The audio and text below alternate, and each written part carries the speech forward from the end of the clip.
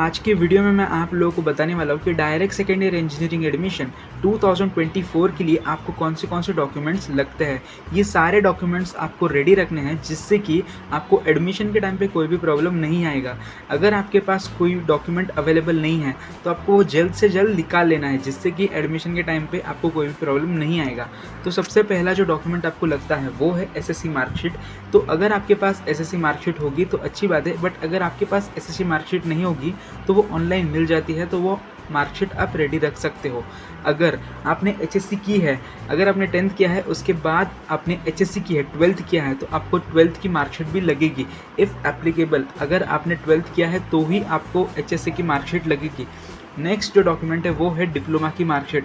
अभी diploma complete करने के बाद आपको एक फाइनल मार्कशीट मिलती है, वो डिप्लोमा की मार्कशीट आपको लगेगी डिप्लोमा कंप्लीट करने के बाद। देन डिप्लोमा का लीविंग सर्टिफिकेट, डिप्लोमा की जो भी टीसी होती है वो आपको लगती है एडमिशन के टाइम पे, तो आपको टीसी भी अवेलेबल करके लेनी है आपके कॉलेज से। फिर उसके बाद age, nationality and domicile certificate.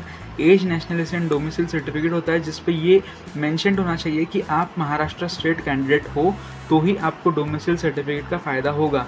इसलिए आपको डोमिसाइल सर्टिफिकेट लेना है, उस पर महाराष्ट्र स्टेट मेंशन होना चाहिए। Then allotted institute letter. अभी आपका जो एडमिशन प्रोसेस होता है उसमें आपको कॉलेज अलॉट होता है। अभी ये जो डॉक्यूमेंट है ना, अलॉटेड इंस्टीट्यूट लेटर, ये आपको बाद में मिलेगा। अभी कैसे मिलेगा, कब मिलेगा, वो आपको आने वाले वीडियोस में पता चलने वाला है। तो आपको ये जो डॉक्यूमेंट है वो भी रेडी रखना है। ये आपको एडमिशन अलॉटमेंट होने के बाद मिलेगा, एडमिशन के टाइम पे ये डॉक्यूमेंट आपको लगने वाला है। देन नेक्स्ट जो डॉक्यूमेंट है वो है बर्थ सर्टिफिकेट। बर्थ सर्टिफिकेट आपको लगने वाला है। मैंने अभी तक आपको ये सारे डॉक्यूमेंट्स बताए, फिर ये जो डॉक्यूमेंट है आपको बाद में पता चलेगा कि क्या होता है। देन आपको बर्थ सर्टिफिकेट रेडी रखना है। आधार कार्ड की वैसे ज़रूरत नहीं पड़ती है, बट फिर भी आप रेडी रख सकते हो। कास्ट सर्टिफिकेट, अगर आप एप्लीकेबल हो, अगर आप ओपन कैटेगरी के हो तो आपको कास्ट सर्टिफिकेट की ज़रूरत नहीं है। अगर आप ओबीसी, एससी ऐसे कैटेगरीज के हो तो आपको कास्ट सर्टिफिकेट की ज़रूरत है। जो नेक्स्ट डॉक्यूमेंट है वो है कास्ट वैलिडिटी सर्टिफिकेट।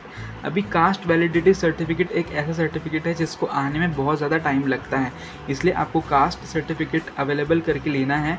अगर आपके पास नहीं है तो आपको अभी से अप्लाई करना है जिससे कि एडमिशन तक आपका जो कास्ट वैलिडिटी सर्टिफिकेट है वो आ जाएगा।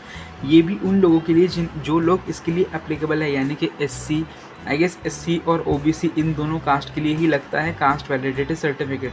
Then EWS certificate. अभी ये जो ईडब्ल्यूएस सर्टिफिकेट है ये आई गेस ओपन वालों के लिए लगता है, तो इफ़ एप्लीकेबल, अगर आपको ये ईडब्ल्यूएस सर्टिफिकेट एप्लीकेबल है तो आपको ये भी रेडी रखना है। फिर ओबीसी, नॉन क्रीमिलियर वालों के लिए होता है, ये नॉन क्रीमिलियर सर्टिफिकेट होता है ओबीसी स्टूडेंट्स वालों के लिए, ठीक है।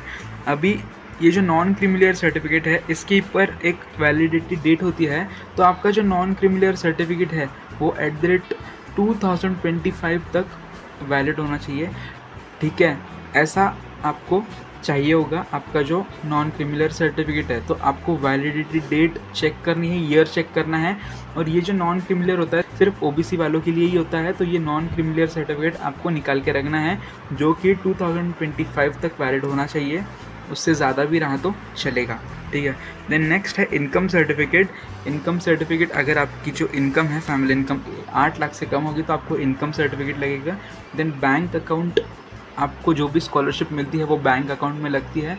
ये एक्चुअली आपको एडमिशन के टाइम पे नहीं लगेगा बैंक वगैरह, बट ये लगता है, ठीक है। अगर आपका गैप होगा कभी एकेडमिक्स में, सपोज़ आपने 10th किया फिर उसके बाद 1 साल का गैप, या फिर आपने 12th किया उसके बाद 1 साल का गैप, या फिर आपने डिप्लोमा किया उसके बाद 2 साल का गैप रखा, फिर उसके बाद इंजीनियरिंग कर रहे हो, तो उसके लिए आपको गैप सर्टिफिकेट भी मांग सकते हैं, तो आपको गैप सर्टिफिकेट भी रेडी रखना है। देन माइग्रेशन सर्टिफिकेट भी आपको मांग सकते हैं, तो आपको माइग्रेशन सर्टिफिकेट कॉलेज के अंदर मिल जाता है, वो भी आप रेडी रख सकते हो। सिमिलरली इक्विवेलेंट सर्टिफिकेट भी आपको कॉलेज में मिल जाता है। अगर आप एटोनॉमस कॉलेज से अगर आपने डिप्लोमा किया है तो ही आपको इक्विवेलेंट सर्टिफिकेट लगेगा। देन नेक्स्ट है आपका प्रोविजनल डिप्लोमा कॉन्वोकेशन सर्टिफिकेट। अगर आपके पास प्रोविजनल डिप्लोमा का सर्टिफिकेट है तो वो भी आपको लग सकता है अगर आप एप्लीकेबल हो तो। देन ये जो सारे डॉक्यूमेंट्स मैंने आप लोगों को भी बताए, ये सारे डॉक्यूमेंट्स की 1-2 फ़ोटो कॉपीज़, ज़ेरॉक्स कॉपीज़ आपको रेडी रखनी है, क्योंकि ज़ेरॉक्स कॉपीज़ आपको 2-3 बार मांग सकते हैं आपकी एडमिशन के टाइम पे, ठीक है, तो ये सारे डॉक्यूमेंट्स आपको रेडी रखने हैं। आपको पासपोर्ट साइज़ जो फ़ोटोज़ है वो भी रेडी रखने हैं, जो कि 3 मंथ्स के अंदर के होने चाहिए, ठीक है? ज़्यादा पुराना फ़ोटो भी नहीं होना चाहिए। ऐसे सारे डॉक्यूमेंट्स आपको रेडी रखने हैं। तो इतने ही थे डॉक्यूमेंट्स। ये सारे डॉक्यूमेंट्स आपको डीएससी इंजीनियरिंग के एडमिशन के टाइम पे लगते हैं, तो ये सारे डॉक्यूमेंट्स आपको रेडी रखने हैं। आज का वीडियो आपके लिए हेल्पफुल रहा होगा तो वीडियो को लाइक कर दीजिए। आने वाले अपडेट्स के लिए चैनल को सब्सक्राइब कर दीजिए। डिस्क्रिप्शन बॉक्स में व्हाट्सएप ग्रुप की लिंक दे रखी है, तो वो आप ज्वाइन कर सकते हो, जिससे कि आपको सारी अपडेट्स व्हाट्सएप के ऊपर मिलते रहेंगे। तो मिलते हैं नए वीडियो में नए अपडेट के साथ।